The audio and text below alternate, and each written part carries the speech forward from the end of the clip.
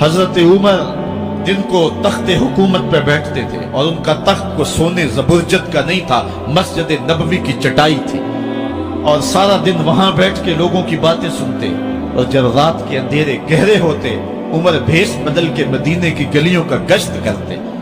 کہا تمہارے گھر سے دھواں نکل رہا ہے اور بچے رو رہے ہیں، ان کو کھانا کیوں نہیں دیتی؟ کہنے لگی عمر کی جان کو رو رہی۔ عمر کے پاؤں تلے سے زمین نکل گئی۔ کہا کیا ہوا؟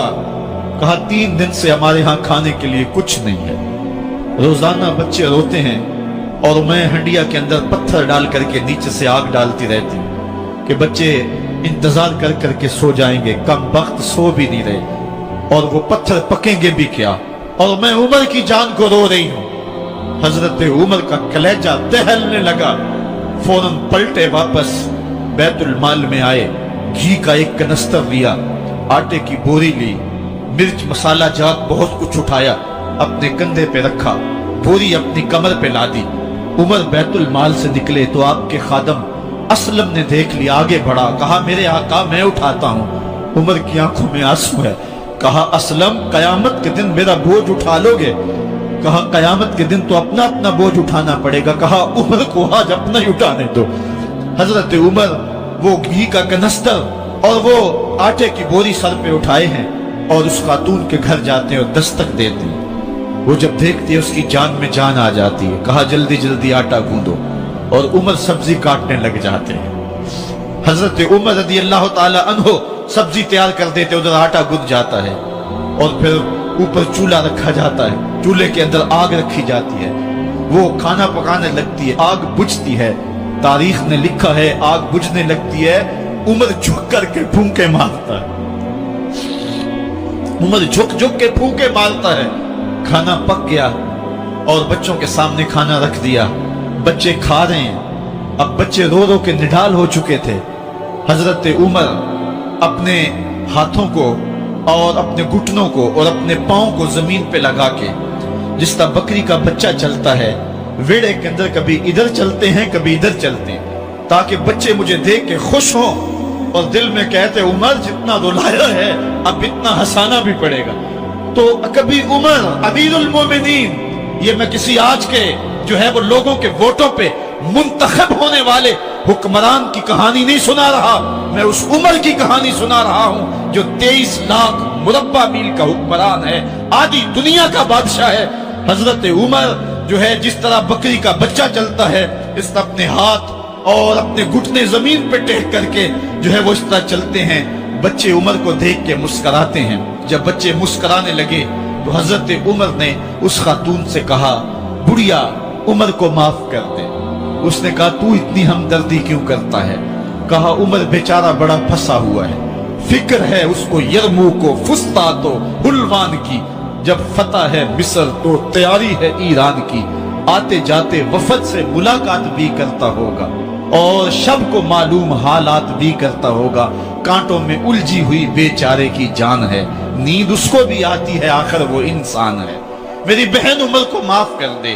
اس نے کہا نانا عمر کی بات میرے سامنے نہ کر، قیامت کا دن ہوگا، عمر کا گریبان ہوگا اور میرا ہاتھ ہوگا۔ جب اس نے یہ بات کہی تو عمر برداشت نہ کر سکے، بچوں کی طرح بلک بلک کر رونے لگے۔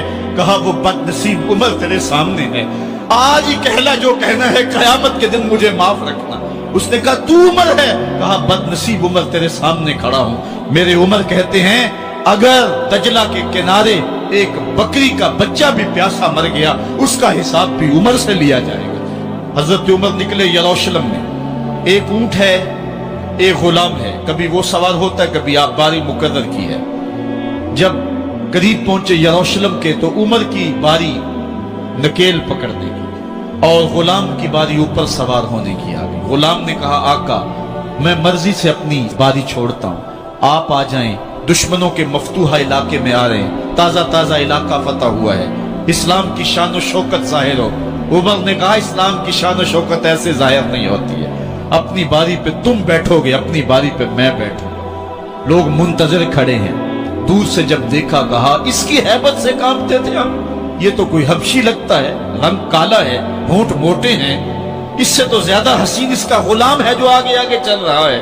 حضرت ابو عبیدہ نے کہا دھوکہ کھا رہے ہو، ہمارا آقا وہ نہیں ہے جو اونٹنی کے اوپر سوار ہے، ہمارا آقا وہ ہے جو لگام تھامے آگے آگے چل رہا ہے۔ حضرت عمر رضی اللہ تعالیٰ عنہ کو آگے بڑھ کے جابیہ کے مقام پہ حضرت ابو عبیدہ بن جراح نے استقبال کیا، تو حضرت عمر آگے بڑھے اور انہوں نے آگے بڑھ کر کے حضرت ابو عبیدہ کے دونوں کندھوں پہ ہاتھ رکھا، اور سنو حضرت عمر نے کیا کہا، کہا لا الہ الا اللہ انا کنا اذل قوم فاعزنا اللہ بالاسلام، کہا کہ لا الہ الا اللہ، اے ابو عبیدہ بن جراح، ہم ایک ذلیل قوم تھے اور اللہ نے ہمیں اسلام کی وجہ سے عزت عطا کی ہے۔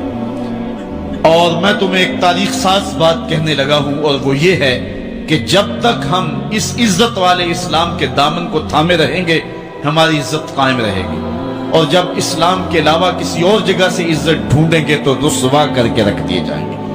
یہ ہے وہ خلاصہ جو حضرت عمر نے امتوں کے عروج و زوال کا بیان کیا ہے۔ اس امت کو جو خیرات ملی ہے تخت و تاج کی، وہ پینٹاگون سے نہیں ملی، وہ واشنگٹن سے نہیں ملی، وہ وائٹ ہاؤس سے نہیں ملی، وہ محمد عربی کے جوڑوں کا صدقہ ملی ہے۔ اس لیے جب ہم نے اسلام سے انحراف کیا، پاکستان حاصل کیا گیا تھا۔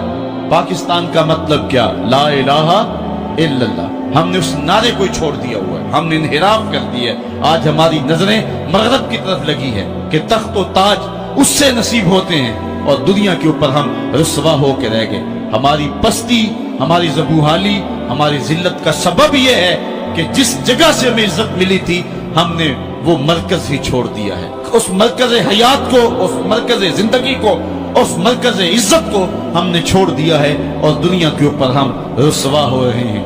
انہی حضرت عمر کی کہانی ہے۔ وادی تہامہ سے گزر رہے تھے کہ بچوں کی طرح بلک بلک کے رونے لگے۔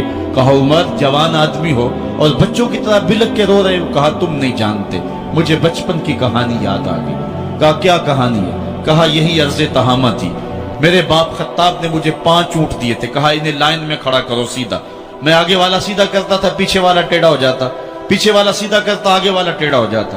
میرے باپ خطاب نے مجھے بڑا مارا۔